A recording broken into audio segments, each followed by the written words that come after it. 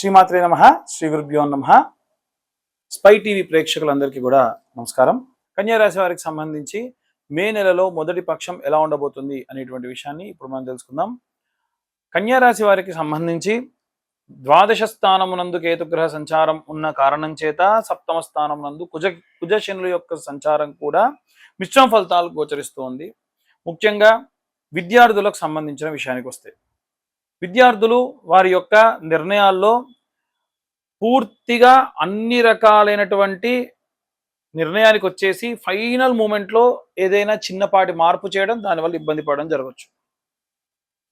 Almost అయిపోయింది, మీరు తీసుకున్న నిర్ణయం 100కి 100% కరెక్ట్ అనేటువంటి క్షణంలో ఆఖరి మూమెంట్లో ఆ డిసిషన్ని మారిస్తే ఎంత ఇబ్బంది కలుగుతుంది. ఇక గృహిణుల విషయానికి వస్తే గనక, గృహిణులు వారు తీసుకునేటువంటి నిర్ణయాల్లో కొన్ని అద్భుతమైనటువంటి నిర్ణయాలు ఉంటాయి. 10 మందికి సలహా ఇచ్చేటువంటి స్థాయిలో ఉంటారు. ఎవరిని కూడా అవమానించి మాట్లాడరు. ఎవరైనా అవమానించినట్టు మాట్లాడితే కూడా ఊరుకోరు. ఎక్కడికైనా సరే వీరు ప్రయాణం అవుతున్నప్పుడు కొన్ని రకాలైనటువంటి సెంటిమెంటల్గా ఫాలో అయ్యేటువంటి వీళ్ళకు చాలా రక్షగా ఉంటాయి. అమ్మవారి ఆరాధన చేయడము, ఇంట్లో వీరు తీసుకునేటువంటి నిర్ణయాలకు మంచి ప్రతిఫలాలు రావడము, ఇంట్లో దీపారాధన నిత్యం చేయడము, ప్రత్యేక దీపారాధనలు చేయడం కూడా మంచి సత్ఫలితాలు గోచరిస్తూ ఉంది. ఇక ఉద్యోగస్తులకు సంబంధించిన విషయానికి వస్తే, ఈ యొక్క కన్యా రాశి వారికి సంబంధించి దశమస్థానంలో ఉన్నటువంటి గురువు లాభం చేసినప్పటికీ కష్టే ఫలి అనేటువంటిది గురువు యొక్క సిద్ధాంతం కాబట్టి మిమ్మల్ని కష్టపెట్టి తర్వాతకే సుఖపెడతాడు. ఇబ్బంది పెట్టిన తర్వాతకే ఏవైనా సరే ముందుకు తీసుకెళ్తూ ఉంటాడు.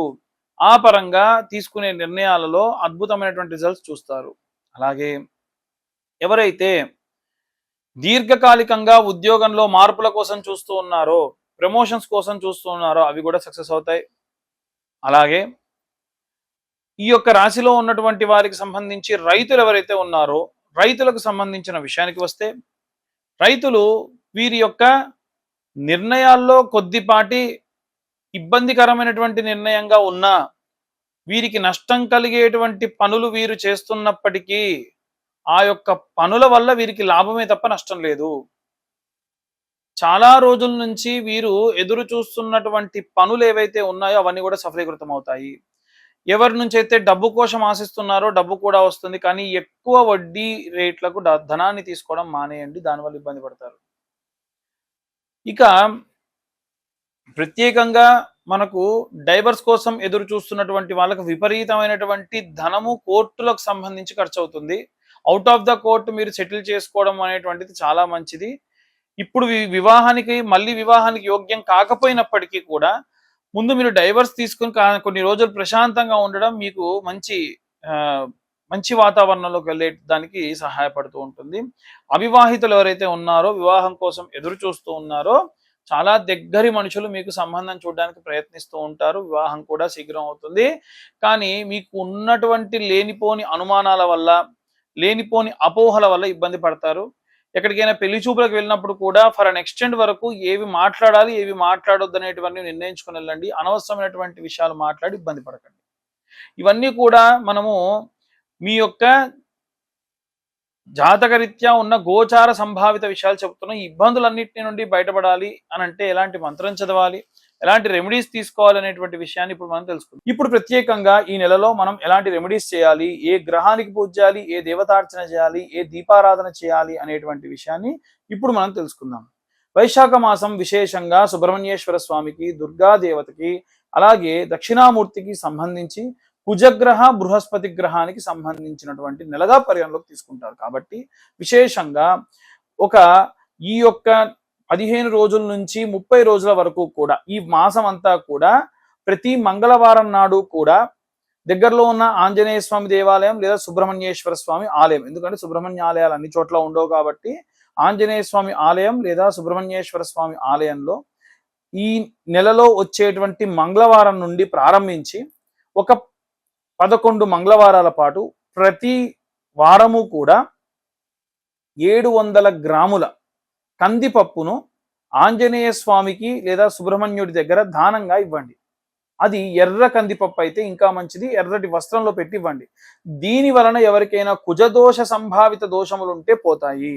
ఇంకా మీకు ఓపిక ఉంది అనుకుంటే ఈ వైశాఖ మాసంలో ఎవరన్నా ఒక బ్రాహ్మడి చేతికి డైరెక్ట్ గా ఆయన కట్టుకునే వీలుగా ఉండేటువంటి ఎర్ర రంగు వస్త్రము అంటే ఎర్ర రంగు పంచలో 7 కేజీల కందిపప్పు పెట్టి తోచిన దక్షిణ పెట్టేసి మీ లగ్నం నుంచి ఎన్నో స్థానంలో కుజుడు సంచారం చేస్తున్నాడు అనేటువంటి విషయాన్ని చెప్పాలి.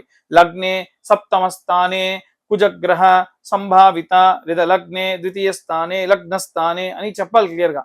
అలా చెప్పి కుజగ్రహ సంచార దోష పీడిత నివారణ సిద్ధ్యర్థం ఆడకధాన్యం దానం తుభ్యం సంప్రతతే నమమ అని చెప్పాలి. ఇలా చెప్పడం వల్ల కుజగ్రహ సంభావిత దోషం పోతుంది.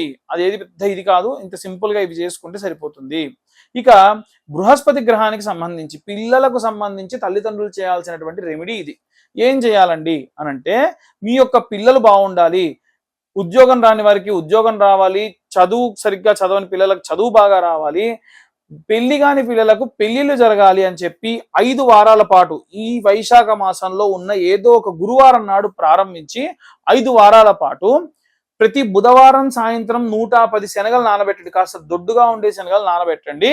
ఆ శనగలతో పాటు ఒక చిటికెడు పసుపు వేసి వీలైతే గోపంచకం వేసి నానబెట్టేసి గురువారం రోజు పొద్దున్నే సూర్యోదయం కంటే ముందే నిద్రలేచి సూది దారంతో ఆ 110 శనగల్ని కూడా గుచ్చి ఒక దండగా చేసి నవగ్రహాలలో ఉండేటువంటి బృహస్పతి గ్రహం మెడలో వేయండి. వేసి స్వర్ణ వర్ణం అంటే yellow or gold colour cloth ఏదన్నా స్వామివారికి కప్పండి. అలాగే దీపారాధన కూడా చేయండి. మంగళవారం నాడు కుజుడి దగ్గర ఎర్రటి వత్తితో అంటే కాసంత నెయ్యి వేసి వత్తి తయారు చేస్తే కుంకుమ వేసి ఇలా తిప్పితే ఎర్రటి వత్తి అవుతుంది. కాబట్టి ఎర్రటి వత్తితో, లేదా గురువారం నాడైతే పసుపు వేసి వత్తిలో తిప్పితే పసుపు వర్ణంలో ఉన్న వత్తితో, ఈ ఎర్రటి వత్తినేమో మంగళవారం నాడు సంపెంగ నూనె వేసి లేదా మీకు విప్ప నూనె వేసి దీపారాధన చేస్తే మంచిది. అదే బృహస్పతికి మాత్రం స్వచ్ఛమైన ఆవు నెయ్యితో దీపారాధన చేస్తే మంచి సత్ఫలితాలు పొందుతారు. ఇక 11 ప్రదక్షిణాలు ప్రతి మంగళవారం సుబ్రహ్మణ్యుడికి లేదా కుజగ్రహానికి లేదా జంటనాగులకి సూర్యాస్తమయం కాక మునుపు దేవాలయాలలో ఉన్నటువంటి రావి చెట్టు వేప చెట్టు కింద ఉన్నటువంటి జంటనాగులకు ప్రదక్షిణ చేయాలి. ఎన్ని చేయాలి? 11 ప్రదక్షిణాలు చేయాలి. అలాగే ఈ యొక్క బృహస్పతి గ్రహానికి సంబంధించి దక్షిణామూర్తి స్తోత్రం చదవడం కూడా మంచిది. శుక్రవారాల నాడు అమ్మవారి కుంకుమార్చనలు చేస్తే మంచిది. ఏంటంటే ఇన్ని చెప్తున్నానంటే మనకు ఉన్నటువంటి ఇబ్బంది స్థాయిని బట్టి మీరు ఈ పనులు చేసుకోవడం మంచిది. కుజదోష నివారణకు చెప్పేశాం. బృహస్పతి అంటే గురుబలం అనేటువంటిది పెరగాలంటే బృహస్పతి గ్రహానికి గురుగ్రహానికి వేయాలని చెప్పాం. అది కూడా గురువారం నాడు గురు హోరాకాలం 7 గంటల 20 నిమిషాల లోపు వస్తుంది, అప్పుడే చేయాలి. మరి శుక్రగ్రహానికి సంబంధించి అమ్మవారి కుంకుమార్చన చాలు. అలాగే మీకు దక్షిణామూర్తి స్తోత్రం చదివితే కూడా మంచిది. కుజగ్రహానికి సంబంధించి కూడా చెప్పుకున్నాం. ఇలా చేయడం వలన ఈ వైశాఖ మాసంలో విశేష సత్ఫలితాలు పొందవచ్చు. ఇవన్నీ కూడా మనము గోచార రీత్యా చెప్తున్నామండి.